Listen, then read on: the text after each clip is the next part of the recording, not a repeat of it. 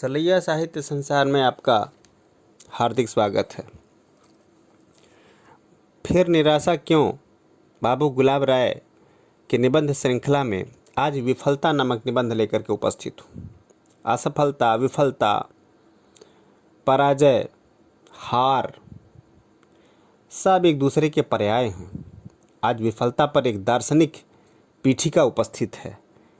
आपके समक्ष विफलता का वाचन लेकर के शुरुआत करते हैं सुमित्रानंदन पंत की पंक्तियों से।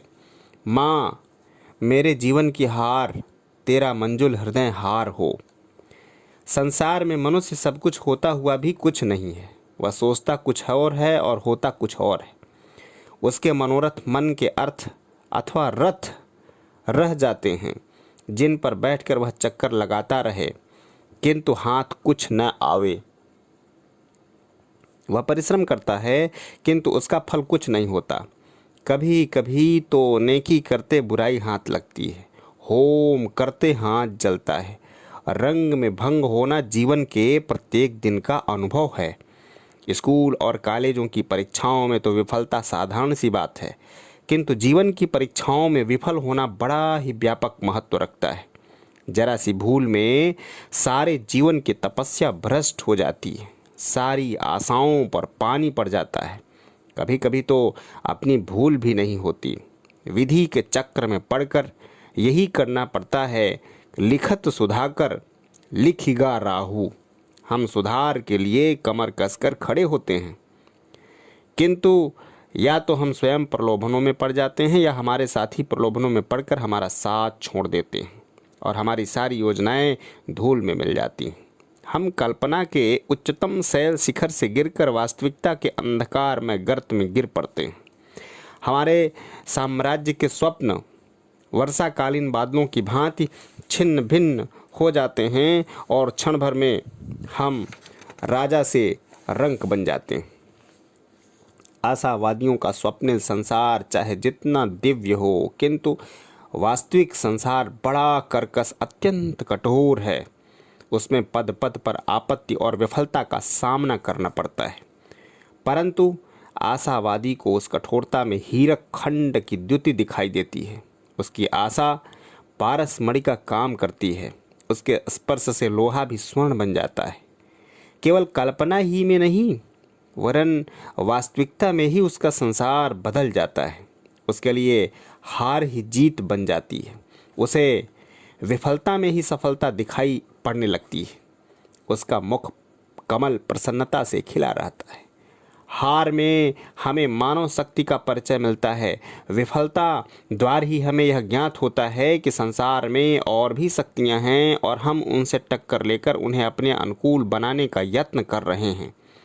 यदि हमारा आदर्श ऊंचा है तो विफलता केवल इन्हीं को बतलाती है कि अभी संसार हमारे साथ चलने को तैयार नहीं है और अभी हमें और हमारे वातावरण में पूर्ण साम्य स्थापित नहीं हुआ। विफलता हमारे आदर्श की उच्चता की द्योतक है। जो हम होना चाहते हैं वह महत्व रखता है, जो हम नहीं हो सके उसका अधिक मूल्य नहीं। हाँ, इतना प्रश्न अवश्य है कि हमने अपना यत्न पूरे तौर से किया या नहीं। यत्न न करना, आलस्य में पड़े रहना, अपनी न्यूनता का दोष दैव के सिर मढ़ना अथवा लक्ष्य ही नीचा रखना निंदास्पद बातें। यत्न करने पर यदि सिद्धि न हो तो हमारा दोष नहीं, उस असफलता में हमारा गौरव है। विफलता एक प्रेरक शक्ति है। विफलता मनुष्य को मिथ्याभिमान से, जो उन्नति में बाधक होता है, बचाती है। जो लोग आंसू सफलता प्राप्त कर लेते हैं वे चौमासे की लता की भांति शीघ्र ही बढ़कर सूख जाते हैं। इसका यह अभिप्राय नहीं कि जल्दी सफलता प्राप्त करना बुरा है, वरन यह कि सफलता चाहे जल्दी हो चाहे धीरे चिरस्थायी होनी चाहिए। विफलता हमारी अयोग्यता को प्रकाश में लाकर हमें साफल्योन्मुख बनाती है। कभी कभी विफलता हमें इस भी तरीके से बतला देती है कि हमने जो मार्ग चुना है वह ठीक नहीं है। विफलता नवीन मार्गों की खोज में सहायक होती है। विफलता की कुंजी से नए द्वार खुल जाते हैं। विफलता द्वारा धैर्य परीक्षा की अग्नि में पड़कर तप्त स्वर्ण की भांति दे दीप्यमान हो उठता है। आपातकाल परखिए चारी, धीरज धर्म मित्र अरुणारी। विफलता द्वारा हमारी शक्ति बढ़ती है।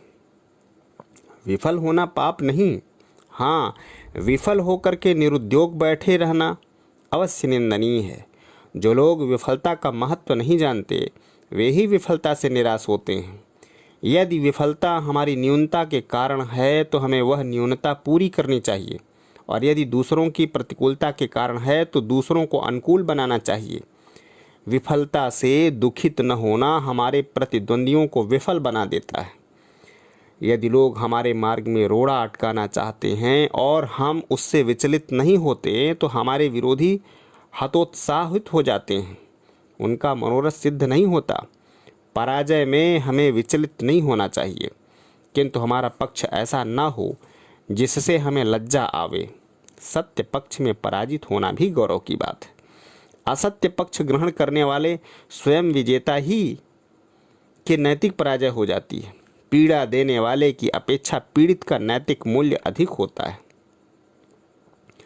पीड़ित का नैतिक मूल्य उसे संसार की दृष्टि में ऊंचा कर देता है।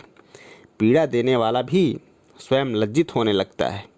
हमें अपने हानि में ही अपना लाभ समझना चाहिए। जितना हमने दूसरे से छीना है वह हमारे गौरव का विषय नहीं, वरन वह है जो हमने दूसरों को दिया है। पराजय और आपत्तियां हमारा नैतिक महत्व प्रमाणित करती हैं। वे हमारी शक्ति की वर्धक हैं। पराजय और विफलता हमारी भावी उन्नति की साधक शक्तियां हैं। वे सफलता देवी के स्वर्ण रथ को खींचकर हमारे द्वार पर खड़ा कर देंगी, और यदि हम अपनी संलग्नता को नहीं छोड़ेंगे तो स्वयं सफलता देवी हमारे गले में जयमाला डाल करके हमें वरेगी। फिर निराशा क्यों, फिर निराशा क्यों, फिर हताशा क्यों। जय हिंद, वंदे मातरम।